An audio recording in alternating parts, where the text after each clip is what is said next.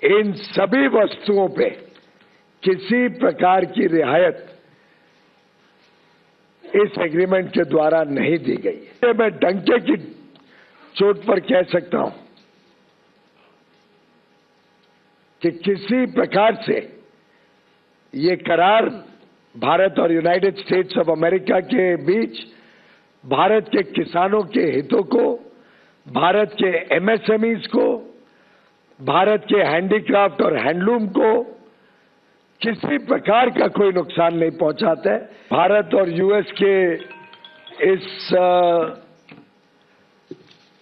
Agreement के द्वारा कई सारे किसानी क्षेत्र के सामान पर शून्य कोई लाभ भारत में इंपोर्ट करते हुए दिया गया है। कोई लाभ नहीं दिया गया, कोई रियायत नहीं दी गई है। लोग सोचते थे ना कि भाई किसानी क्षेत्र में सब खुल जाएगा। हमने कोई ऐसा काम नहीं किया है जिसमें किसी भी किसान को नुकसान हो सके। जो वस्तु भारत में सेंसिटिव है, हमारे किसान पर्याप्त मात्रा में बनाते हैं, जिसमें हम आत्मनिर्भर हैं, उन सब वस्तुओं को इस एग्रीमेंट के दायरे से बाहर रखा गया है। उसमें भारत ने कोई छूट नहीं दी है। जैसे कि उदाहरण के लिए जीएम का बना हुआ जेनेटिकली मॉडिफाइड कोई वस्तु भारत में नहीं आएगा।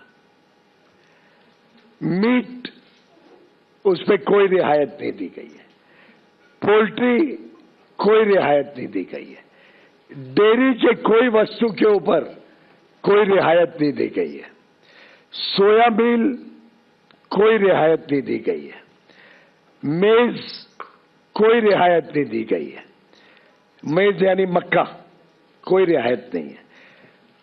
चावल, गेहूं, चीनी, सीरियल्स, ये कोई रियायत नहीं दी गई है। मिलेट जैसे ज्वार, बाजरा, रागी, कोडो, अमरनाथ, इस पर कोई रियायत नहीं दी गई है। फल जो भारत में पर्याप्त मात्रा में बनते हैं, जैसे केला, बनाना, स्ट्रॉबेरी, चेरीज, सिट्रस फ्रूट, उस पर कोई रियायत नहीं दी गई है। ग्रीन पी, काबुली चना, मूंग, कोई रियायत नहीं दी गई है। ऑयल सीड्स, कोई रियायत नहीं दी गई है।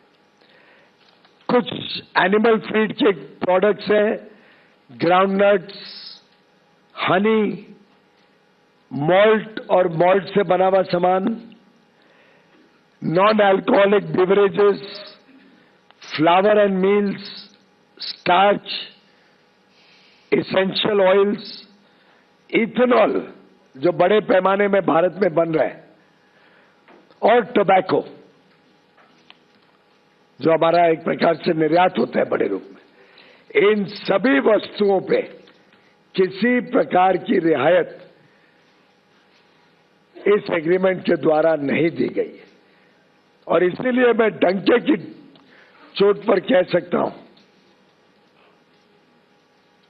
कि किसी प्रकार से ये करार भारत और यूनाइटेड स्टेट्स ऑफ अमेरिका के बीच भारत के किसानों के हितों को, भारत के एमएसएमईज को, भारत के हैंडीक्राफ्ट और हैंडलूम को किसी प्रकार का कोई नुकसान नहीं पहुंचाता है।